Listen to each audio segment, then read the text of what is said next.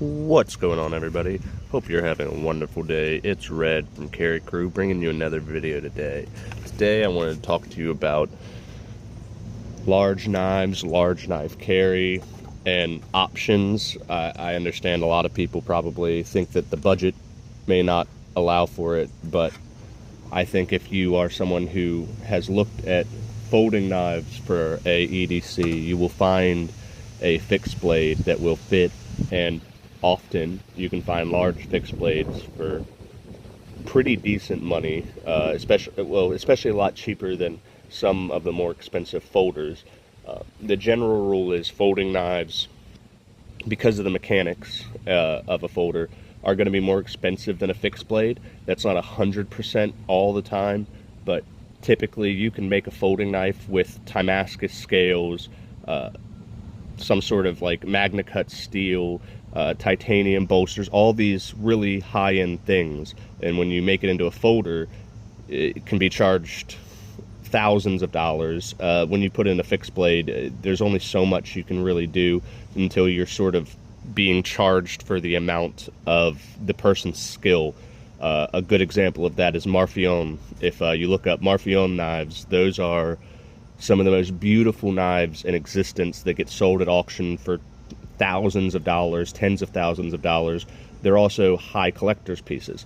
We're not going to be talking about high collector's pieces necessarily today. There's, I guess, two knives I consider part of my collection personally, but I don't think that's going to be the big discussion today. There's plenty of other channels that you can find that will tell you about some of the large, beautiful, $10,000 knives. I want to focus on things that are more accessible to the everyman. So I think we'll start this conversation with folders, just because it's a large knife conversation, and if we didn't include cold steel, I'm positive I would get a comment saying, well, you've left out one of the major companies. Now, 100% transparency, this is not a cold steel. This is Hongfu. I have owned a cold steel Espada XL before. They're fun. I'll say that. They say that there's a lot of combat potential in a Espada XL. I can almost not even get this in frame. So that's an Espada XL. They are one of the largest folding knives I've ever seen produced. And it's, I think, one of the largest folding knives that Cold Steel produces to be pocketable, which is a choice word to use for that kind of blade. So the it's got a Bowie-shaped blade and three if you consider that, three different handle placements. So I don't really consider this an EDC, just because unless you're a very large man, I don't understand how you would even pocket this. Les from Cold Steel says he carries two. He's a very large man. I could kind of see how he could fit two. He's definitely going to be shopping for pants specially for this, because just folded up, this is from where you'd be able to fit it into your pocket is 7 3/4 inches. That's just how big it is folded up. So you're buying special pants. It has a wave function. I don't believe they call it a wave, but it's got a clip on the back to yank it out of your pants using your pocket, which is also a design that's adorable on such a big knife. It's really fun. This one I was given by a friend because I basically told him that the Cold Steel one I owned was much more expensive than I ever wanted to buy. And he found this, I believe he said, on AliExpress, and we both had a great laugh. It's by a company named Hongfu, and it says let's see if we can get that in there, S35VN. The likelihood of it being S35VN is almost non-existent, but that's okay. It's here to show that you can buy large knives, pocket knives, I wouldn't do it as a real thing. I would do it more as a novelty. If you want to buy large folding knives, I would look up Mesgard. I believe is the company. You're not going to be you're going to be spending a lot of money. You're not going to be saving anything. But here, you'll see I drilled a hole there.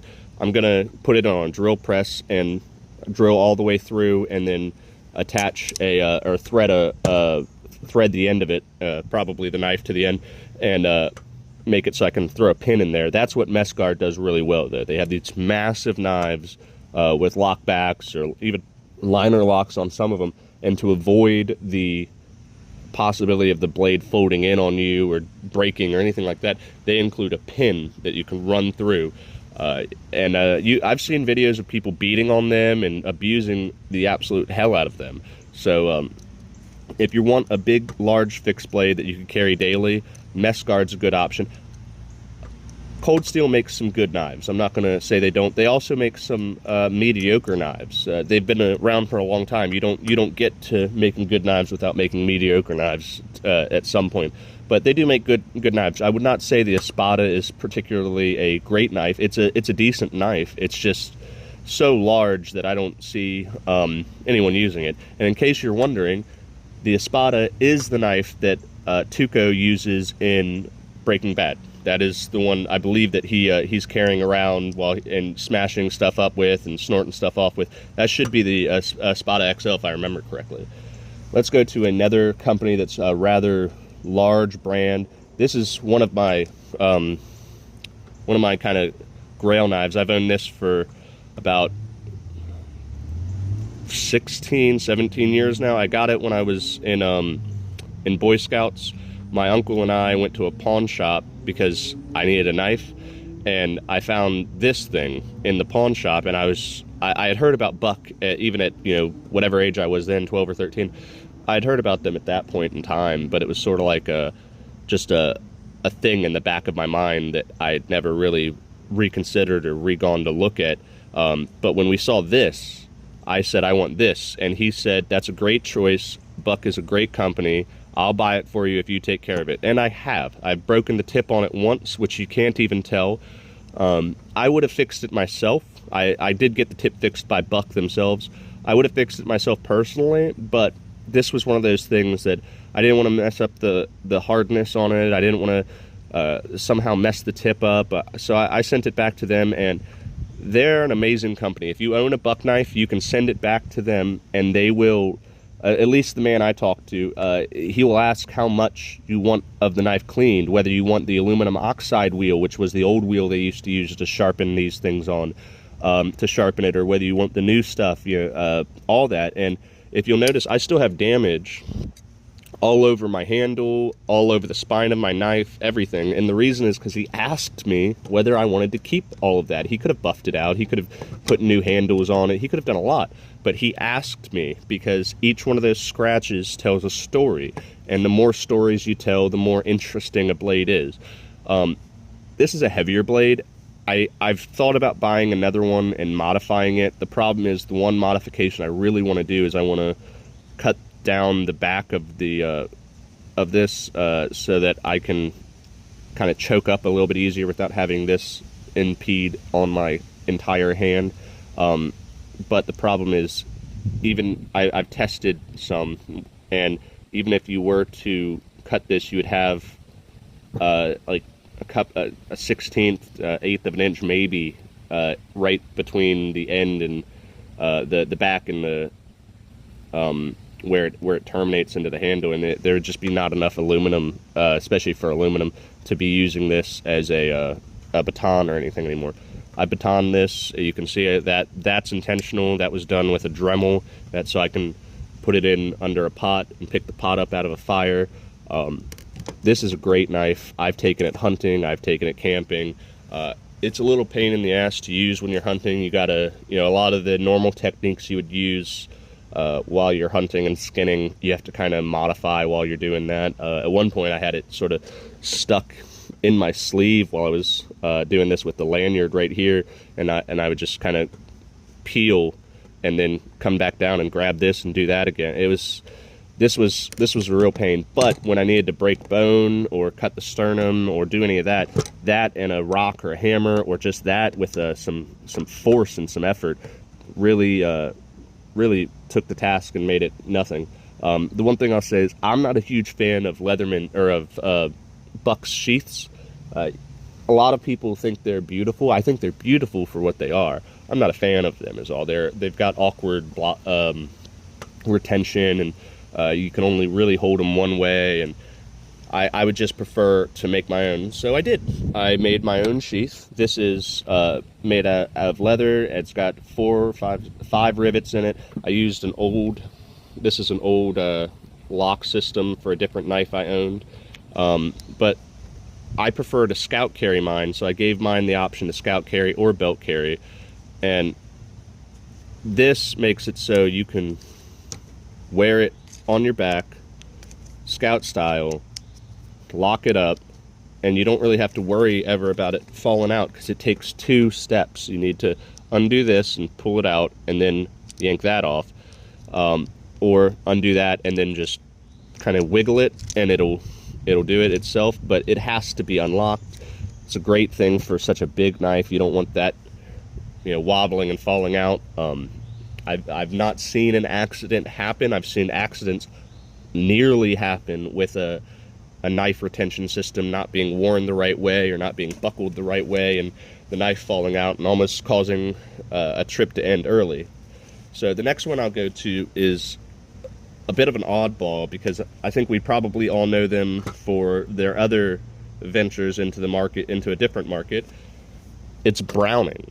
They don't make the best knives, I'll be honest. They're kind of crappy, but I have taken this one camping, and this is what I mean by what I would want to do with the buck. I'd like to make it so I could choke up and still have a place where stabbing and hacking can be done.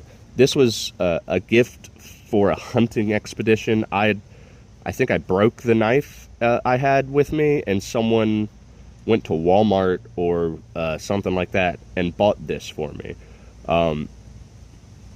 It was a really nice thing to do, and I used it on the hunt. But while we were there, I had to take one of my knives, and it had knuckles like this all the way down. You know how I feel about knives that force your hand, so imagine you were basically spreading your fingers out over this whole thing, which it was just not comfortable. So I took all of this down. It looked like crap while we were on the trip, but it looks pretty good now. It's got a nice little finger choil. It's not the best knife. I haven't sharpened it in a long time, and I haven't really done anything with it in a long time. It hasn't rusted, and it is fairly sharp for what it is. But the reason I got this, or he went to get this knife, he basically asked what kind of knife I was looking for, and I told him I want a knife with a recurve and that doesn't terminate into like a straight, a trailing point. I want it to be center basically, and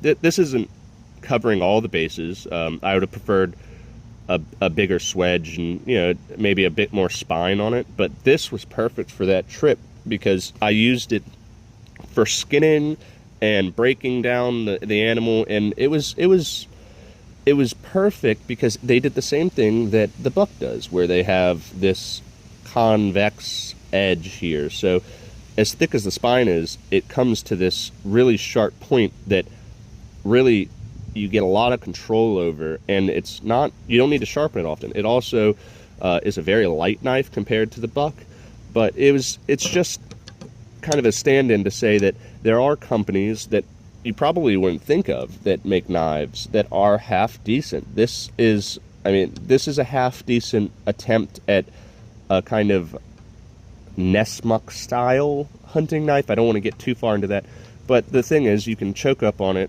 and you've got a Ulu style where helps you skin.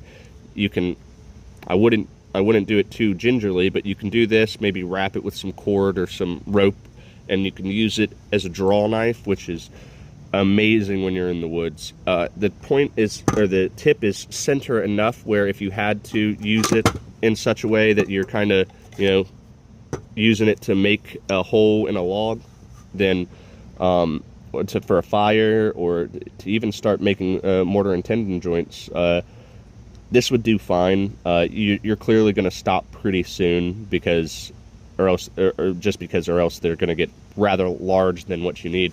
But this is a decent knife. I carried for one trip. it's worth looking into some of the smaller companies, because just because there's a smaller company doesn't mean they're a bad company. It may be like in Browning's case, they have ventures that far outweigh and supersede their knife business that keep them going, and they can make some investments into their knife business, but it's never going to be their end-all be-all or what they get people coming through the door for. The next company is a company that I think I've shown on shorts before, but I don't believe I've gone into detail about the knife. This is the Boker Tracker.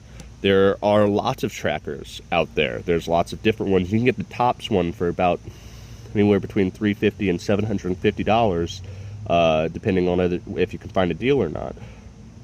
If you don't want to spend part of your insurance that month simply on a knife, then I would look into Boker. This is the Boker Tracker. This is the medium-sized one. They have one that's about that much bigger than this one. And that one is... I don't like that one because that one's big enough that you're almost at the point where you should be buying a kukri or a hatchet or, you know, a machete, basically. There's some things that it functions with better, but it's not going to outdo, you know, when you start throwing multiple things that one thing can do that another tool does specifically, the one tool that does multiple things isn't going to do it as efficiently or with as little energy as the tool that's specifically based for it. A great example is if I pull a hand axe out and use hand axe versus this, which is supposed to be used as a hand axe. You're supposed to cant back and use it as a hand axe. The hand axe is going to be way less fatiguing. However, this knife is amazing for camping. You'll see that if you look it up, I've done a lot of modifications to it. I put a lanyard on it, some heat shrink on the handle. I've taken a Dremel to the handle to give it some spots. I've completely removed the coating off of it. Well, I did that and time did because I use it for batoning, and then over time the coating just started to look awful, and it almost looked like it was forcing it to rust faster in certain places. So I took it to a buffing wheel and completely removed everything and shined it up and tried to give it as glossy of a finish as I could to just give it as much of a chance to avoid rust. I still have to, I mean, I haven't done anything with it in a month. It has no rust on it, so that's good. But I still have to oil it every now and again. The one thing I'll say is the knife sheath, as amazing as the retention is, you got to get a different clip. The clip it comes with is, it works if you're going to start figuring out how you want to wear it or where you want to wear it, but I think this is a better option. You can wear it any way you want. You just got to take the 2 bolts out and flip it. They have some of these clips that they're on a pivot system and you can turn them, but I've never found that I need to constantly adjust my knife when I'm on it. When I wear it, it's normally I want to wear that one knife that one way, or I'm going to adjust it a different way anyway, really. So the pros over the Boker, over most of the ones I see, is most of the ones I see are like the Buck right there, where instead of having this cant to the handle where the handle goes to the left or to the right, depending on which way you're looking, but the handle cants forward, they're in line, which means that when you're chopping with it, you're going to have a lot more fatigue if it's in line than if it's down. That way you can get a better whip and chop, and it sinks deep. This thing sinks real deep now that I've taken all the coating off. The coating is kind of not rubbery, but it's rough and it's very porous, so there's a lot of surface area. It takes wood chips and wood fiber and just inlays it into there, and then you got to use like rubbing alcohol and all these other things to try to like goo off kind of stuff to get it off. So I don't like the coating, but if the coating's the only thing I don't like, that's fine. I believe it's 420 HC, which is absolutely fine for in the woods. Sure, you could get higher steel knives and worry about if you hit the bone, it'll chip and you won't be able to sharpen it in the woods. But that, I carry a couple of stones with me and maybe one diamond file at like 600 or something like that, for maybe 450, 600. And you can get most of the nicks out pretty quickly. Within about 10 minutes, you can get that sharp enough to start going back through your game real easy. It's super easy, barely an inconvenience to sharpen that thing at 420. It's not D2. D2 is not difficult to sharpen, but if you don't have the right setup, you'll be there all day. That you're not going to be there all day. You'll be there for a few minutes at most, and you may have to do it more often than not. That's the thing about knives that get dull fast. You'll have to sharpen them often usually. And knives that don't get dull fast, you won't have to sharpen them often, but quite often they will create micro fractures and breaks and not rolls, those are softer materials things, but the harder it is, the more it'll chip. There is something to be said about not going too high on the HRC with your knife if you're going to be talking about or thinking about or learning things that may include batoning or anything like that. I would say that the two worst things to do with a big knife are baton and throwing. It's the absolute worst. If you throw a knife, it sends a shock wave through everything, and that shock breaks just the handle, the bolsters, the pins, the screws, whatever is in there. It breaks it down pretty quickly. So that would be the worst thing. The second most abusive thing, I wouldn't say the worst, second most abusive thing you could probably do to your knife is baton through it, because you are literally smashing something into the back of it. Moving on to this one. This is a knife I've had since I was a teenager. I cannot figure out who makes this knife. I cannot figure out where this knife comes from. I'm assuming it's from Japan, simply because it says stainless steel Japan. That doesn't mean anything, though. It could have been, someone trying to get one over on a company. It's definitely a fish knife, you can tell. I think it's a diving knife specifically, though, because when I have tried to reverse Google image search it, I found a similar looking knife, but without a tip. It almost looks like a shovel meant to shuck. This is definitely stainless steel, because I've had this for the better part of a decade and a half, and I have never polished this thing. I've taken it to the lake, I've taken it camping. It is a awkward knife to make work on certain things. I will say that. It doesn't slash great, but if you're fishing specifically, I've found that this actually works really, really great on catfish, especially with the serrations at the tip. It really helps stabilize little bastards when they're flopping about. So that's a great knife. I don't know who makes it, and that's why it's here. Is not every knife you're gonna know who makes, and not every maker is gonna make the best knife. Some knives that they make may not be your speed, and there may be a maker that doesn't make as good of a knife, but it's cheaper and it's easier for you to carry, or it's more suited to you, and you shouldn't be ashamed of carrying that. That a knife is a knife, and a good knife is a good knife, and if it works for you, you can make it. The one thing I'll say is that caveat kind of comes up to, you can make a small knife do a little bit of a big job, and you can make a big knife do a little bit of a small job. But you can't make small knives do big knife jobs, and you can't make big knives do small knife jobs. There are certain jobs that they just don't work with. There are certain shapes and blades that make it easier to do, but say you're trying to baton through a sternum, not doing that with a small knife. Or say you're trying to get around the eye of a deer you just got so that you can remove the pelt. You could possibly do it with a big knife with a lot more cuts and a lot less precision, but a small knife will give you the precision. So don't try to force knives into a position. They're tools, and right tool, right job. And sometimes that means that you need to learn a new technique, but sometimes that means that this tool just isn't suited for this job. So moving on from, hey, it doesn't need to be, a name brand, it doesn't have to be the end-all be-all knife, let's go to Wally World knives, Walmart knives. This is the Stahlhelm by Swisstech. It's about $45. AUS 8 micarta. They put this in themselves, so you can, they have some thought into how you want to use this. They've got some knurling here. This is specifically a camping pot hook. The blade shape is very utilitarian. It comes with a green micarta, like my bag over here.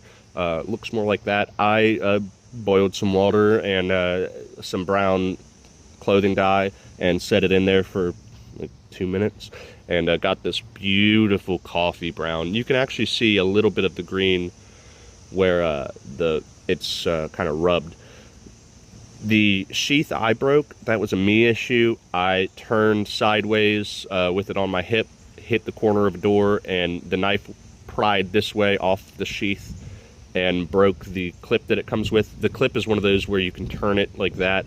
I wasn't a big fan of it in the first place, but for $35, AUS 8, full tang, there's some sort of coating on it, which I don't see the point. I haven't had a rust issue, but AUS 8, micarta, full tang, it's very utilitarian. It doesn't have grips for you. It's got a beautiful, this micarta is very, catchy. It really retains your hand. The one thing I'll say is if they wanted to make this more of a camp knife, and I've thought about doing it myself, but I try to avoid this action if I can, I would have taken a drill bit and drilled here down to the metal, not into the metal, just down to the metal, and then installed a metal cap in there so that you can use this as a bow drill or as a fire drill or something like that. But that's fine. I think they did that on some of their other knives. They don't have to do it on every knife. I just think that would be a way of making this more kind of camp friendly. I have not brought this on a hunt. I have not brought this anything but camping and fishing. You'll find that I use a lot of knives fishing because if you know what you're doing, it really doesn't take a Mora or a fillet knife. You probably get nicer cuts, but the fillet knife in the Mora is really for just when you're cutting the meat out. When you're scaling and gutting and all that, it does, for me at least, I don't care whether it's a Mora or not. I just need something with a blade and maybe a good 90-degree spine. So what I did was I made a Puukko style belt sheath or sheath for the knife. I turned this sort of into a boot knife. There's a little attachment I have down here that runs it down so that you step on a piece of fabric. So when your foot's in the boot, you pull up, and because you're stepping on a piece of fabric down here and the clip is here, doesn't rattle around, doesn't do any of that. It just sits perfect in your boot. I don't really carry a boot knife anymore. It was something I was trying for a while, trying to figure out why, and I guess I came to the conclusion that it's one of those ways of making sure you always have a blade on you, even when you just run out of the house in a hurry. Your boot knife is there. I would highly recommend getting this knife, guys. This is a beautiful example of what I'm talking about. Knives don't have to be cheap or expensive or amazing or have the most amazing steel or the most amazing handle material. Some knives they get you right in the feels just because of how they look, how they feel, and sometimes it's just the price you were able to get it at. If you don't believe me on that, go ask True Acolyte how he felt getting those Gerbers he recently got. So the next one, and this will be the next one I talk about until the last one, this one is real special to me. I had a buddy made this for me when I was telling him that I wanted to get a tracker. As a matter of fact, let's just see how good of a job he did. So he made this for me when I told him I wanted Damascus tracker. Sure, he didn't create the belly here the exact way this is, but as someone who has blacksmithed, that's actually a pain to recreate. It's a very specific kind of angle, and it's so painful and tedious to sharpen. You have to have special materials and whatnot. Or special tools in his case, and he does a great job. He is not a knife maker necessarily. This is his hobby. He does not sell his knives. These are gifts he produces and gives out for people. He's more of a metallurgist in his day job, and this is what he's kind of done with it. So he doesn't make them for the public. This is very much, hey, I learned how to make Damascus, and I learned how to make handles and everything from my job, and this is what I wanted to give you. And he gave this to me basically saying, hey, I remember our talk when we went camping and hunting where you said you'd love a Boker or a tracker, and I can't make a traditional tracker, but what I can make you is this. And I did take this camping. I have taken this camping, I have taken this hunting, and this knife is one of my favorite knives to take hunting because of that.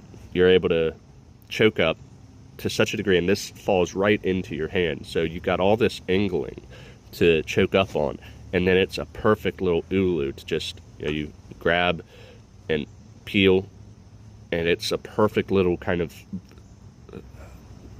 curved ulu that instead of being like this one, which this one works fine, but you kind of have to be a little bit more precise with it. This one, it's got so much blade comparatively. If you look, it's just got so much blade from top to bottom that anywhere you grab is pretty, it's pretty comfortable.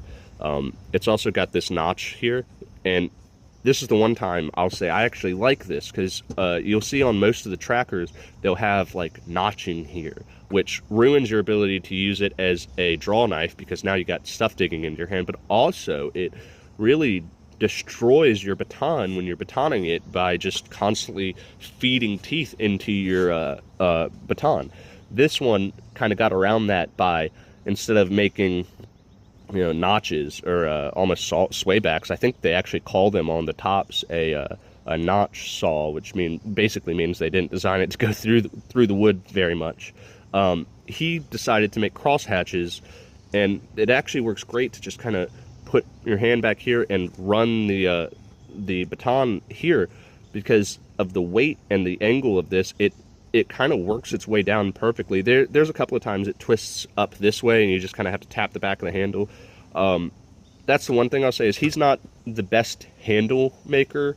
I'm gonna remake this handle one day. He is a really talented bladesmith, but when it comes to handles, it looks like he just kind of threw some wood he had there. Yeah, you can see that it moves now. I have taken this on many hunts, and it didn't do this for a year or two, but you'll see it moves now.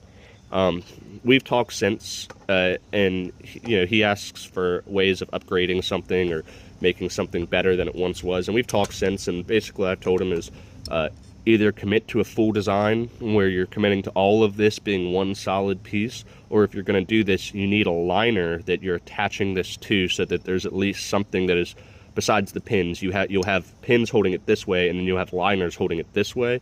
That would be the most ideal way of doing that. Just because when you do this separation here, where you have two pieces, this often happens. The other option is to run multiple pins here instead of a single pin. That would be the other option if you want to keep this look, would be to get rid of this pin entirely and either run two pins this way or two pins this way, and a triangular design would be better, where you can kind of triangulate it. That way it doesn't want to shift around, because I find if you run two pins this way, a lot of the time what happens is it breaks in the middle. So a kind of triangular design where you got 1, 2, 3 would probably work better, especially if you're using smaller pins. It would probably hold up a lot longer. He does not know how to make sheaths, though. I'll say that, which is fine, because there's an seller on Etsy who does. If I can try to see if I can find the brand.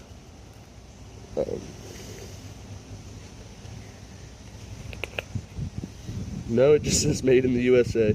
I'll see if I can post the brand later, but this sheath fits it perfectly. You can see I've taken the sheath everywhere. You used to have some rope here and a rod, a ferrocerium rod here.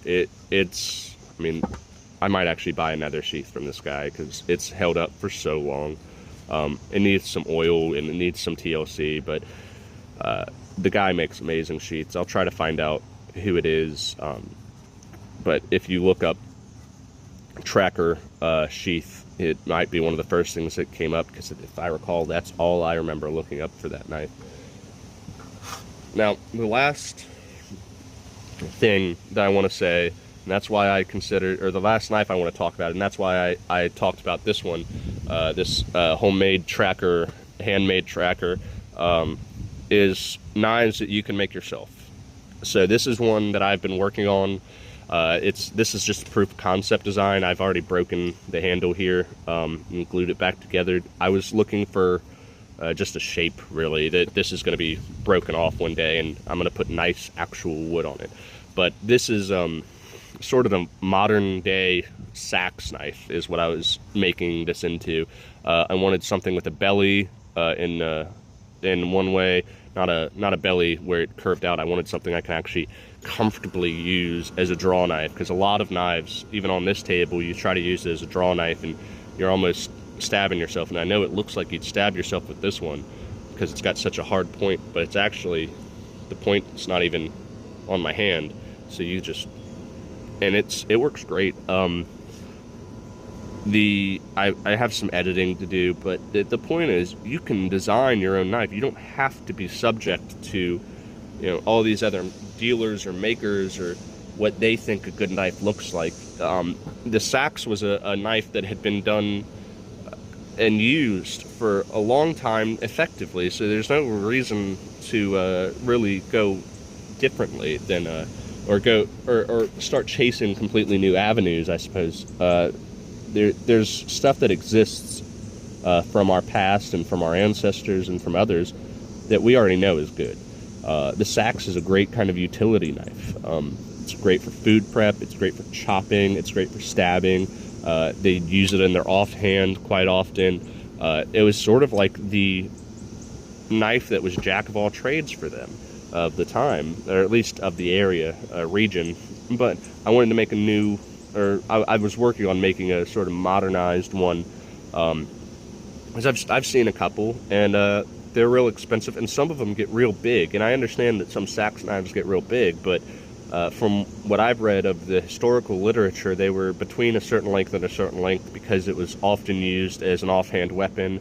It was often used as a kind of campground, not even weapon, tool. It wasn't just a weapon, it was a tool, and a lot of the design that went into the idea of it was designed so that you could use it in a lot of different ways and not just, go out with a shield in hand and a spear or a sword in the other and hold this in your offhand and hope for the best. This was designed for lots of other utilitarian purposes outside of that. Even batoning, these are great with, because at least traditional saxes, they didn't do this little swedge that I did. They go straight back. From this little part here doesn't exist, so this is all straight, and you can pound that. I mean, this is 1/4 inch thick, if I remember correctly. I believe that's the stock I used.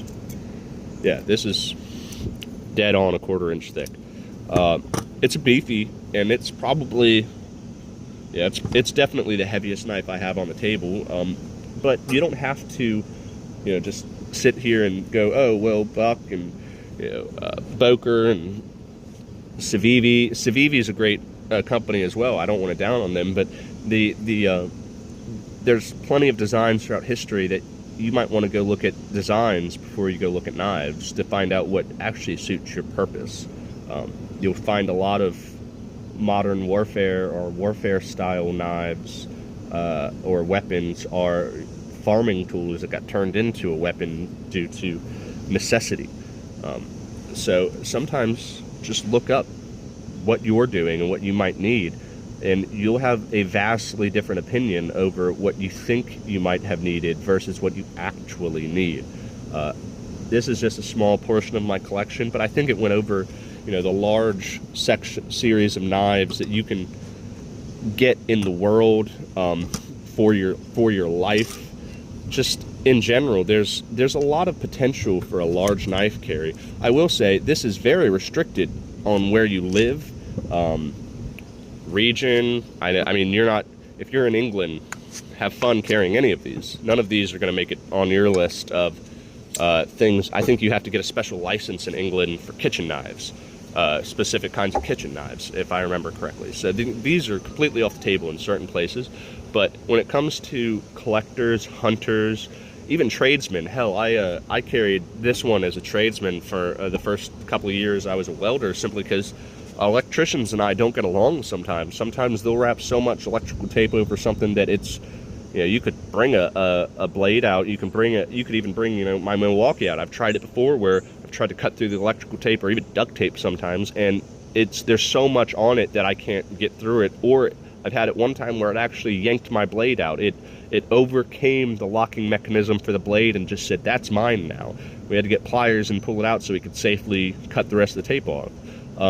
So some trades even use large knives. I know I do quite a lot just for strapping and things like that, and then the obvious electrical tape issues that I found myself in. But all of these are good options. I think the option is up to the user. The only one I would say isn't a great option is this. If you have to carry this daily, you need to change parts of your life around. You have too many enemies. This is not, you shouldn't be carrying half a sword around, or just carry a sword around. That's my thing with this is, if you're going to carry something that big around, carry something that big around that's fixed. It is a beautiful kind of style. I think if you get this off Alibaba or AliExpress, my bad, I think it's like $100, by the way, maybe less. It might be $25 now. It was a couple years ago we got this. But I just think that there's a lot of emphasis in the EDC community on blade steel or HRC or shape or even manufacture, and I don't think that that's all necessarily bad. I think there's some of it you should definitely look at.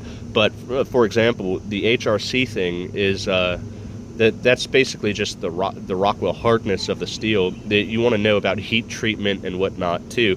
For example, a lot of people from the 80s and 90s remember 420 as this amazing steel, or some of them remember it as this terrible steel. I remember growing up and it was not a great steel.